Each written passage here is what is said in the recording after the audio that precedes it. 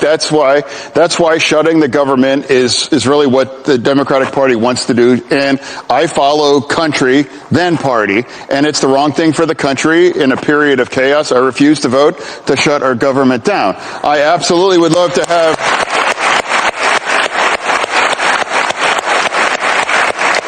I would love to have a conversation about extending the tax credits for health care. Absolutely. But I would remind everybody, too, this was designed by the Democratic Party to expire at the end of the year. This is not something taken by the Republicans. They were designed to expire. Now, let's have a conversation to extend it and not shut our government down. Welcome, friends. Pull up a comfy chair and settle in. It is so very good to have you here with me today. Before we dive into this wonderful story, please take a quick second to click that subscribe button, give this video a like, and share it with your family and friends. It truly helps us share good, positive news about our beautiful country. Are you ready? Let us jump right in. Shut down. Now, that would put me at odds, with the Democratic Party. I will never vote to shut our government down. We have to find a better way. That's a core responsibility. And now the reasons why we shut our government down, whether it's healthcare or reforms with ICE, neither of those ever happen. So it's a loser for American. And now I know there are my colleagues that don't want to do these things, but I'll stand up to the party and say, this is wrong to do that. So that's the situation. And I'm very disappointed that would be the third shutdown in like 9 months. That's insane. Senator, it complicates things that you've got these very far left candidates winning and socialists now. But your party was willing, your party leaders, not you, was willing to look past all these other allegations against him, from the other woman who said he grabbed her, to the tattoo, the Nazi tattoo, to all the other Reddit posts that had been dug up. So they were willing to overlook all of that because he was their star. Yeah, I mean, I refuse to overlook that. But honestly, I would really call Bernie Sanders to apologize for pushing this kind of predator more than anyone he helped him elect, and now apologize to the victims, especially the woman that she claimed that he raped her. So I don't know why you want to keep pushing these kinds of people.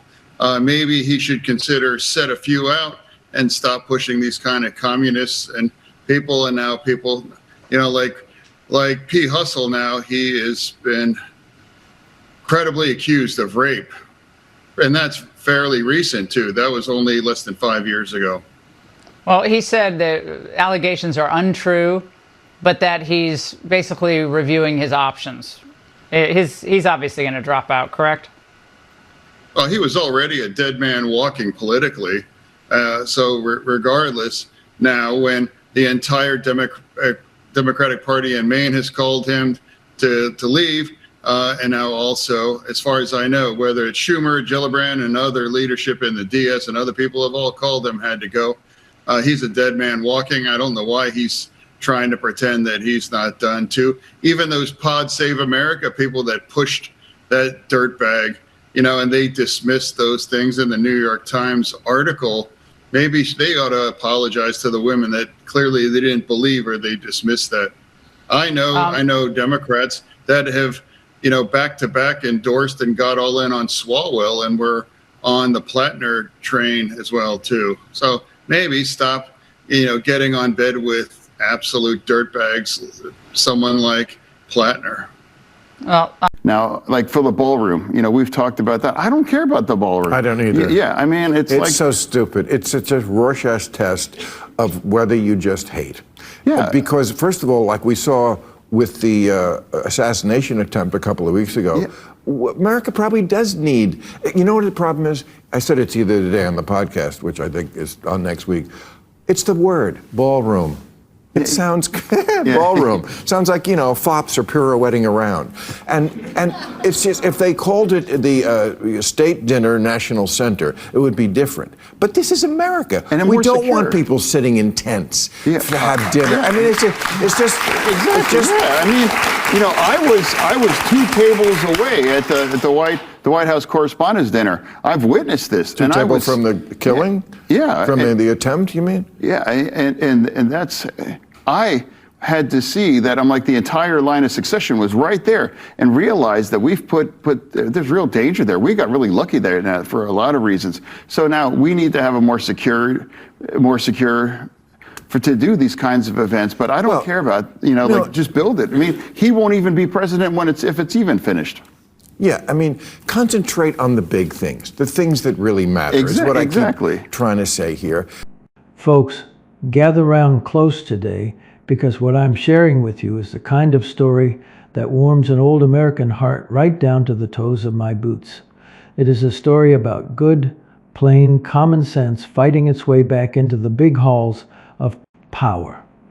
It is about a big, tall man in a hoodie finally standing up strong against the wildest, most extreme edges of his own side. And it is about how President Donald Trump's bold and brave leadership keeps lighting a bright fire of hope under everyday folks like you and me. This is not some make-believe fairy tale. It is unfolding right here, right now, in our great country, this beautiful summer of 2026. And it is pure America first. Through and through. Let me paint a picture of the scene that set this whole beautiful thing buzzing just a few days ago. I want you to close your eyes and picture the United States Senate. It is a grand, giant marble room where the biggest choices for our nation get decided. A huge vote comes up on the floor. It is about one of those tricky rules aimed at tying President Trump's hands when he is trying to deal with Iran. You know the kind of rule I mean. It is the kind that tries to pull the rug right out from under our brave troops and our friends overseas, exactly when they need our strength the most. The radical thinkers wanted to force a pullback. They wanted to second-guess our commander-in-chief. President Trump, our 47th president, has been standing super firm against a bad regime that causes trouble and chases dangerous weapons. And these extreme folks wanted to stop him. Everyone in the room was holding their breath. The final count lands at exactly 49-50. And right there, right in the middle of it all, cast the most important vote to join the Republicans and block that risky measure is Senator John Fetterman of Pennsylvania. That is right, friends. The Democrat from the great Keystone State jumped ship on that big vote. He stands side by side with the good folks in the GOP, shutting down the bad rule completely. Almost instantly, absolute panic starts ripping through Chuck Schumer's office. If you were standing in the hallway, you could almost hear their phones ringing off the hooks. Staff members are scrambling and pacing the floors in total shock. Here is one of their very own people, the tall guy who used to run with the progressive crowd, and he is now looking them in the eye and saying no to the AD, socialist left. He is saying yes to keeping America strong and safe. Senator Fetterman has been doing this more and more lately, taking a brave stand. He is walking away from the fringe groups who want wide open borders, who are too soft on crime, and who turn their backs on our good friends in Israel. He has bravely called out the extreme talk in his own party. He says that pushing to erase the border or empty the prisons is just wrong and makes no sense. On Iran, he keeps voting to back the fight against huge threats, calling it pure moral clarity. He is using simple, solid, common sense to put his country first, and it is making the folks who want to control everything shake in their boots.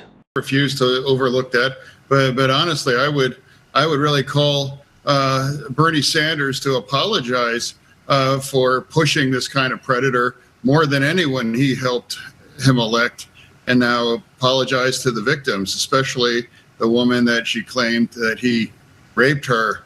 So I don't know why you want to keep pushing these kinds of people. Maybe he should consider set a few out and stop pushing these kind of communists and people. And now people, like P. Hustle now, he has been credibly accused of rape. And that's fairly recent, too. That was only less than 5 years ago. How big of a threat do you think this communist movement is?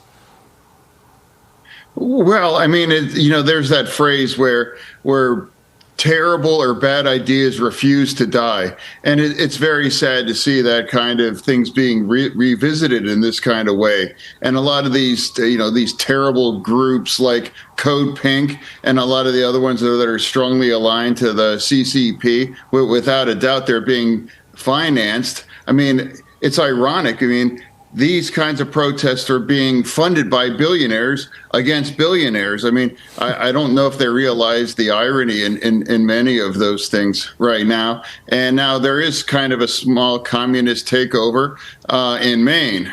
Plattner, he's already announced that he's an avowed communist. He's made that statement and he put that online. Now he's going to be the Democratic nominee. So there is a resurgence about the socialism, and that's becoming more and more part of it. And now there's more. It's like a marriage of the Palestinian, the anti-ICE, the abolish ICE, and now turning it in to like an orgy of socialism here. And that's sad because it's supposed to be about labor, like unions. I'm a proud pro-union Democrat, but the kinds of mess that you see are showing up in many of them. I mean, that is the worst impulses that our party continues. We just seems to can't resist those things. I mean, Plattner in Maine has a Nazi tattoo on his chest, and now it was just discovered he was cheering and he was celebrating a video online when Hamas was beating and torturing and killing Israeli soldiers. He said, "I dig it." I mean, that's part of the party. And now the radical in Michigan, now he just is polling in first place right now.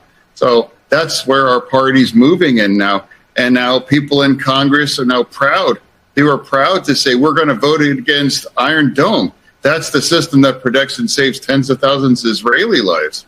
And I haven't remembered the kinds of outrage from my party as Iran just mowed down tens and tens and tens of thousands of its own young citizens for now. So now, for me, I'm the last Democrat, honestly, that's proud to stand with Israel. If you the Democrats, how the hell you think it makes you look that you quiet? When you were the one enforcing this stuff. No doubt to politicize it to get Trump out of office, because we have to remember that back at that time, before the coronavirus took hold and sent us indoors and had this nation on lockdown, the economy was perceived as thriving. And Trump was cakewalking to a re-election. There is no question that the coronavirus pandemic was utilized to assist the Democrats in getting him out of office. Nobody can deny that. But we didn't care because it was legitimate. And because he don't know how to act most of the damn time, we weren't losing sleep over it. But it doesn't absolve them from what they were doing to assist in what Fauci was preaching. And a legitimate argument could be made from a political perspective that Fauci might have been forced to take these positions publicly by politicians who saw it as politically expedient for their ultimate goals. Why would I think that? Because yesterday not one of them said a word on the other side of the aisle. Not a damn word, other than John Fetterman. Look, I think he is a moderate Democrat, and that should not be illegal in this party.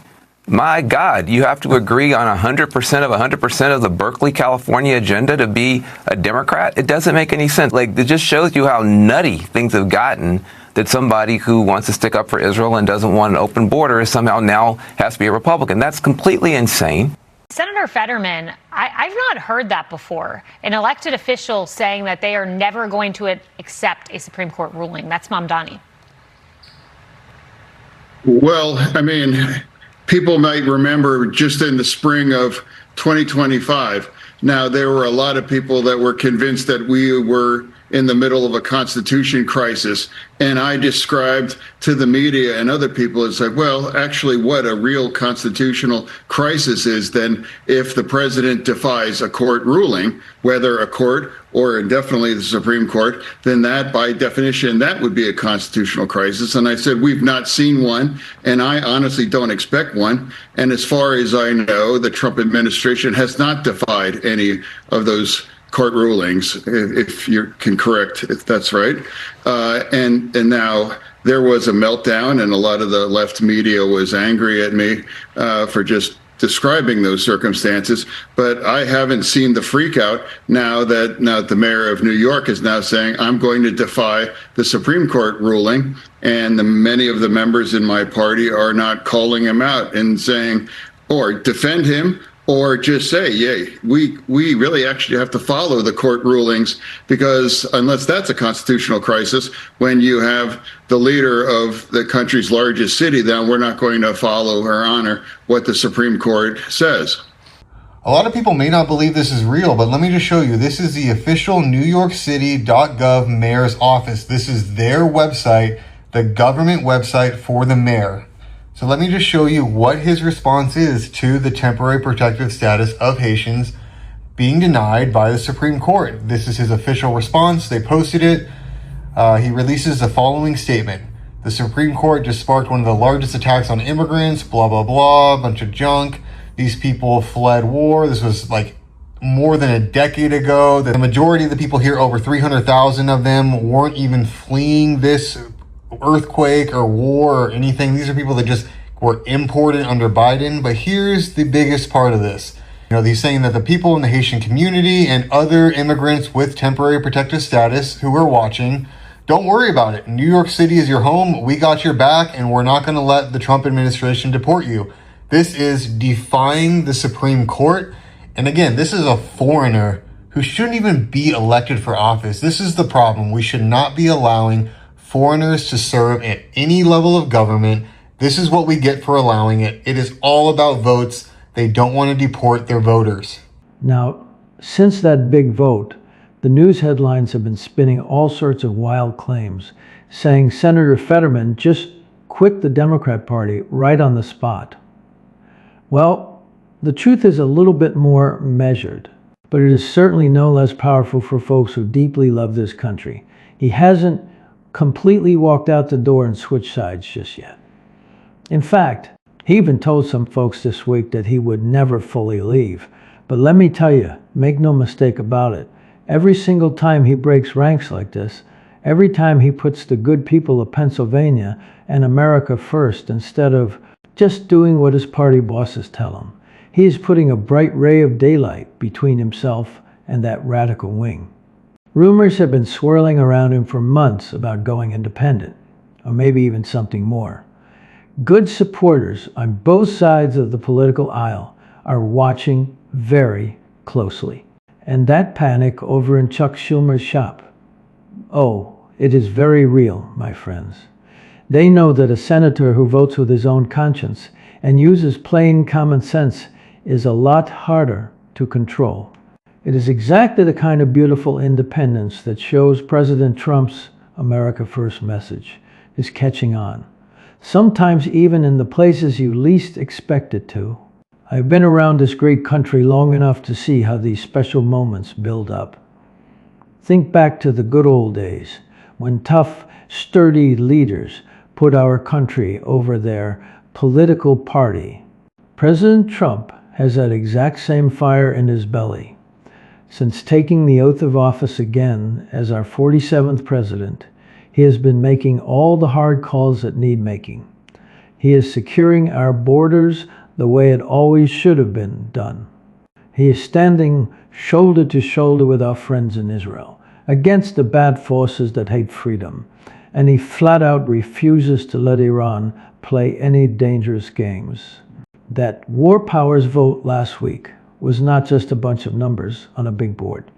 It was a wonderful win for the simple idea that the president we elected gets to actually lead our country without a bunch of constant complaining and hand-wringing from the sidelines.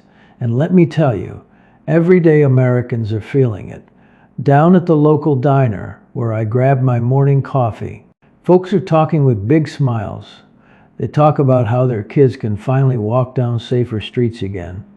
They talk about how factories are humming with the beautiful promise of good, solid jobs coming back home. One veteran I know, a quiet and brave fellow who served overseas, told me just the other day, Trump doesn't blink. He does what needs doing. When a Democrat like Fetterman lines up behind strength on Iran, you know the tide is turning. And friends, it does not stop there. Just look at the bigger picture, heading right into these 2026 midterms. Elon Musk, the brilliant man who is building spaceships, electric cars, and wonderful free speech platforms, has pledged a truly historic effort.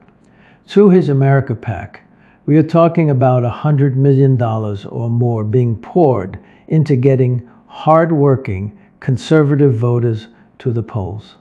He is helping turn out the folks who believe in safe, secure borders, a very strong military, and an economy that truly works for the working man. The momentum is building fast, and moments like Fetterman's brave vote only add more bright fuel to the fire of freedom. Senator, thank you for calling in and joining us.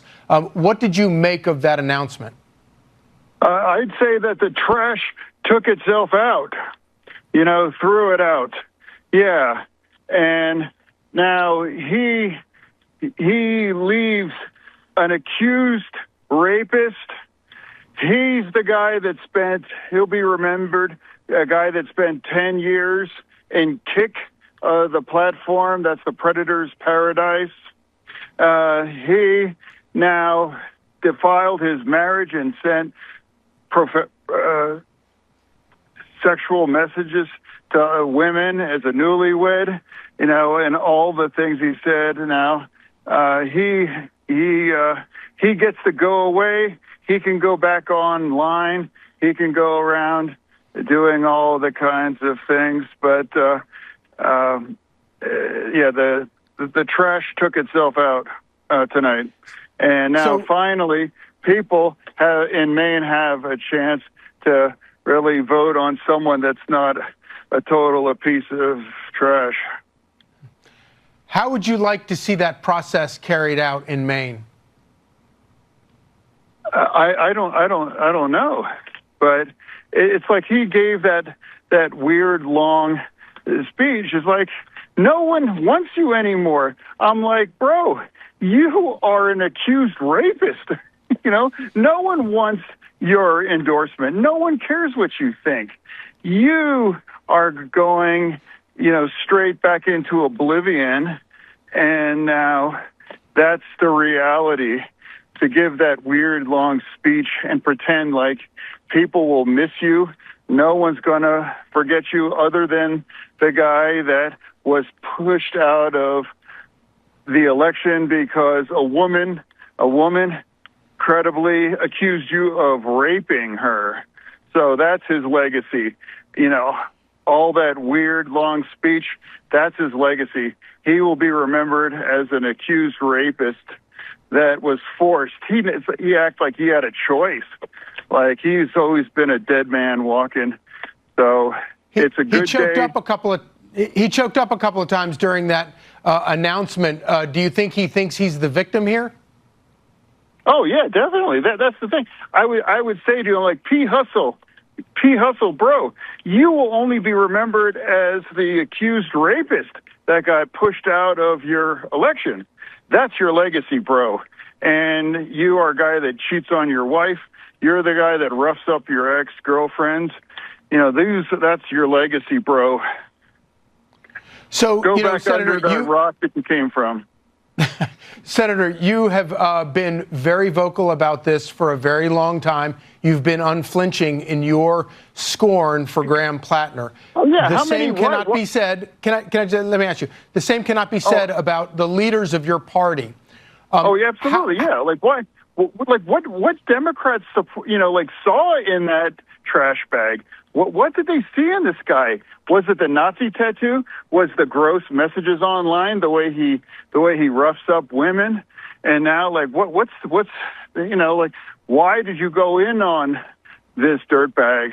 But yeah, it's like, this is your legacy, P. Hustle, and now adios, trash bag. Can you be more specific about what leadership in your party you hold responsible for allowing this to get all the way to this point? Yeah, absolutely. Bernie Sanders needs to apologize to the voters of Maine and to everyone that donated to that train wreck of a campaign. More than anyone, he pushed P. Hustle into the election, and now he keeps pushing these communists and these kind of awful anti-American people. So there's plenty of those people that have to humble themselves. Humble yourself and stop pushing this kinds of people on people in my party. For a joint fundraising committee, these two men, different political parties, but they've made it very clear they're going to be bipartisan. And even though they have different perspectives, they both want what's best for Pennsylvania. And of course, John Fetterman has become the conscience of the Democratic Party. So they're joining forces together. And let's see what the people say about this. Yeah, and their track record sort of demonstrates this not only bipartisanship, but a commitment to Pennsylvanian values. So while many elected officials and leaders of their party have just been obsessed with Trump, these guys have been sponsoring bipartisan legislation to combat the fentanyl crisis. They've supported Nippon Steel's $14 billion investment and partnership with U.S. Steel. They secured $600 million to replace the Delaware River Bridge and improve a PA turnpike. And they joined forces in stark contrast to the governor of Pennsylvania. They said, nope, you know what? We don't mind Trump's in office. Regardless who's in office, we are American and we represent Pennsylvanians. So we are going to help represent PA at the Great American State Fair. Remember, that was the one that was boycotted by so many Democratic governors who looked the other way, celebrating America's 250th Independence Year birthday because a Republican was in office. So these guys have been walking the walk for quite some time. So now they're saying, you know what, we're going to do it formally, and let's get some other people on. Let me tell you what all of this really means for regular, everyday people like you and me. I know a sweet family living right in the heartland of America. The mom works hard taking care of patients at the local hospital, and the dad runs a small auto repair shop down the road. They watched the news about that Senate vote, and they felt a huge wave of real hope wash over them. The mom looked over at her husband with a smile and said, finally, someone on the other side sees that standing strong keeps our sons and daughters safer. President Trump has been right about this all along. Or take the small business owner I spoke with recently. She is a brave lady who has kept her Main Street store open through thick and thin. She pointed out with a proud smile how President Trump's leadership has brought back true pride in making things right here in America. When a Democrat senator steps up to help block rules that could weaken our country overseas, it protects the peace that lets her grandkids grow up safe, happy, and free. These are not just fancy words on a screen. This is the daily bread of American life. Safe neighborhoods, affordable gas, and good jobs that pay the bills, so hardworking families can thrive. President Trump's strength shines through all of this like a bright beacon. He is a leader who never backs down. When he sees a threat to our nation, he looks it straight in the eye and says, America, we'll meet it head on. History shows us what happens when a leader stands firm with real courage. Supporters in town halls and online are cheering this newfound common sense. One union worker told me, I used to vote straight ticket Democrat my whole life, but now I see President Trump delivering real results for working folks. When leaders like Fetterman vote with common sense on the big stuff, It gives me deep hope that our whole system can heal. This is why these upcoming 2026 midterms feel so special and full of promise. Every time a leader chooses country over party, it breaks down the old walls of division. Every dollar pledged by patriots like Elon Musk builds a strong foundation for everyday citizens to make their voices heard. Under President Trump's vision, America First is not just a slogan, it is a promise that lifts our families, protects our borders, and fills our hearts with pride. As an old man who has watched generations come and go, I tell you with all my heart, the American spirit is standing tall, united, and stronger than ever before. God bless you, and God bless the United States of America. Thank you so much for spending these few moments with me today, my friends. If this story brought a smile to your face or filled your heart with hope for our great nation, please take a second right now to subscribe to the channel, hit that like button, and share this video with someone who needs a little inspiration. Today, your support helps us keep spreading truth, courage, and unity all across America.